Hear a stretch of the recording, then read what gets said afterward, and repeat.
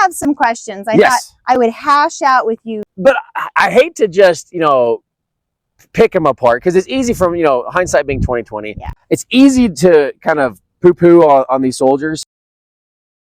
Hi, everyone. I'm Janelle Maloney, author and historian, and I'm at Fort Caspar with my friend Steve Dacus from the 11th OVC and Research Arsenal. Yes, yeah, indeed. Yeah. Okay, so my first question is, in the Army's response to the Platte River raids, who stood out as the star player? Who was the hero of them all? So, I honestly, there's not one person I'm like, yep, he's the plot armor guy that we're gonna write about. Because everyone's human out here, especially in '64. All the key players, when you look at them, a lot of really cool things people do, and there's a lot of what were you thinking? Things that people were doing. So honestly, for me, every time I read a new book, or if I read a new primary resource, or if I go to some of the ledgers that from the 11th OVC, I always change my ansser on that. Oh yeah, after again tomorrow, we'll see. Yeah, yeah, right.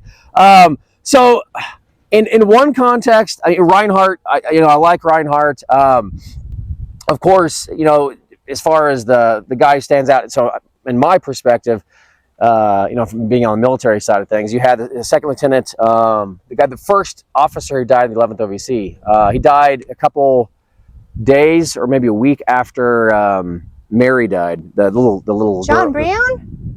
Was it John? It was John Brown. John Brown can't be the star player. I know.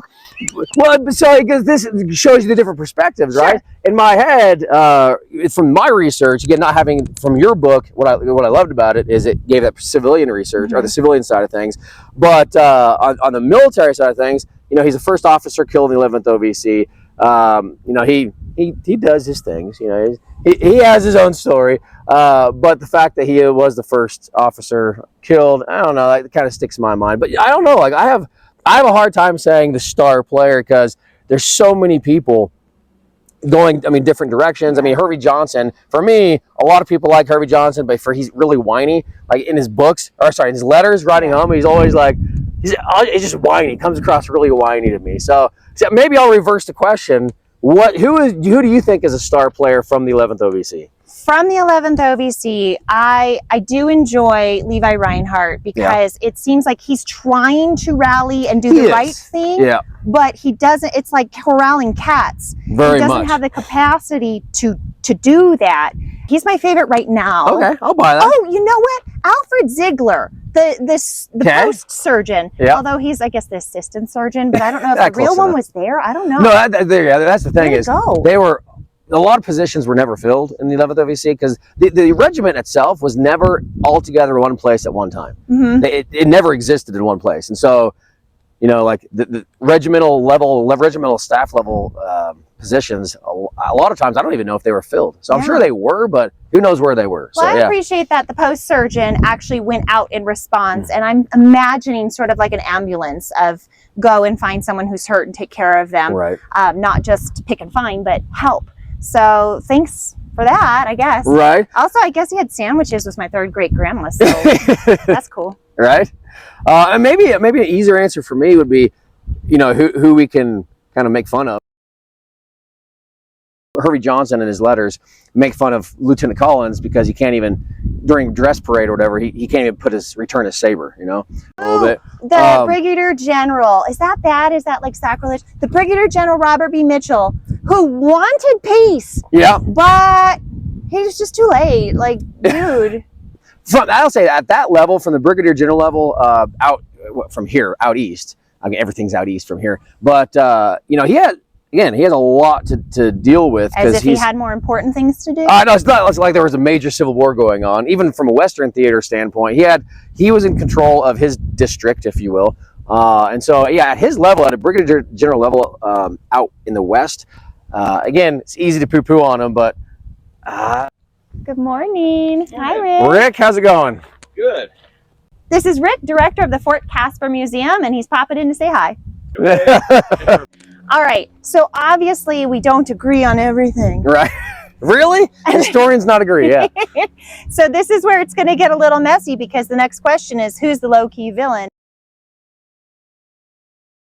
I have a hard time like saying, here's our hero, here's our villain. I guess I'll always hate putting those labels on someone. Now, granted, obviously we're having fun, but it's really difficult because you have people who make stupid decisions, right? Yep. You have people who maybe they're trying, but you know, they're good intentions, but they're still stupid decisions. And you have people who maybe even maliciously on purpose, you know, are doing some things. But yeah, I mean, they're all trying to survive this thing, right? You have people at Fort Laramie are trying to just kind of stay over at Fort Laramie because that's the biggest, quote, safest area in the whole area.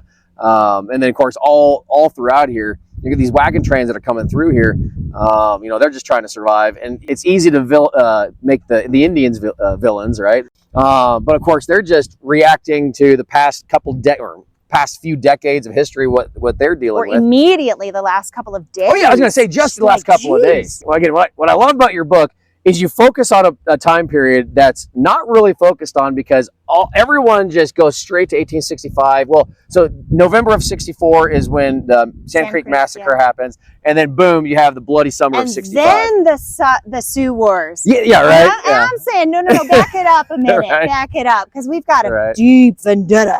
Oh yeah. This trench has been dug in July of 64. Exactly. So the whole summer of 64 is really, like you even said this, the 64 is not really there's not a lot written from an academic standpoint on 64. You mentioned John Brown up front. Right. It's like, did you die? He did. Yeah. But for me, he was so eager to pick a fight with somebody, and he was such a hothead that he stirred up trouble when he went out on a Powder River expedition. Mm-hmm. Josiah Kelly was with him to go find his own wife, and you would think Josiah probably has a little bit more skin in the game. He's going to be more trigger happy, but not like John. So even when John picked a fight with some Sioux Indians, then Josiah and the other guys were like, no.